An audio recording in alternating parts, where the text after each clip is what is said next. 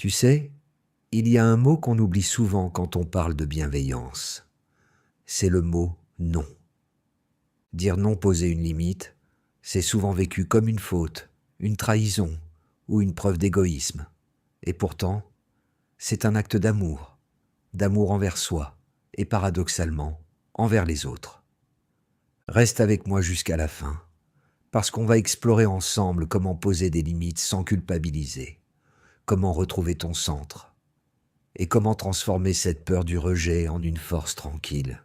Et si ce voyage intérieur te parle, abonne-toi à la chaîne Voyages intérieurs pour continuer à explorer ces chemins de conscience et de transformation.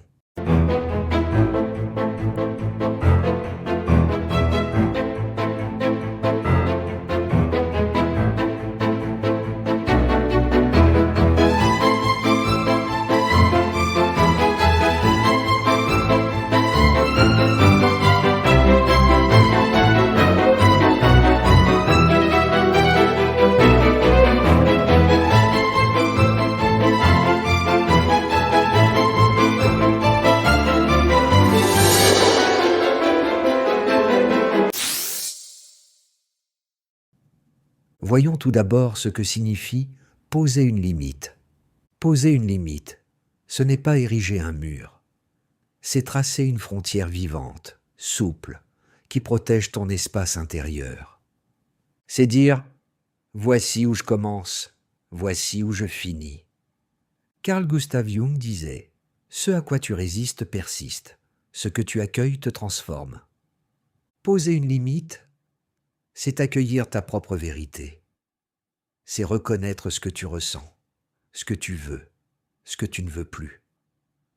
Dans la psychologie jungienne, on parle souvent du processus d'individuation, ce chemin vers soi, où l'on apprend à se différencier du collectif, à devenir un être entier. Dire non, c'est un acte d'individuation. C'est oser exister pleinement, même si cela dérange. Pourquoi c'est si difficile de poser des limites ? Parce qu'on a appris très tôt à plaire, à être gentil, à ne pas faire de vagues. On a confondu amour et approbation. Et chaque fois qu'on a dit non, une petite voix intérieure murmure « Tu vas décevoir, tu vas perdre l'amour, l'amitié ou simplement l'attention. » Mais cette culpabilité n'est pas une vérité. C'est une mémoire de l'enfant qui voulait être aimé à tout prix. Poser une limite, c'est choisir la paix intérieure plutôt que la paix apparente. Voici pour éclairer tout cela des exemples concrets du quotidien. Imagine, ton collègue te demande encore de rester tard pour l'aider. Tu es épuisé, mais tu dis oui, par peur de passer pour quelqu'un de peu coopératif. Résultat, tu rentres vidé, frustré, et tu t'en veux. Ou encore, un proche t'appelle pour te confier ses problèmes. Encore et encore.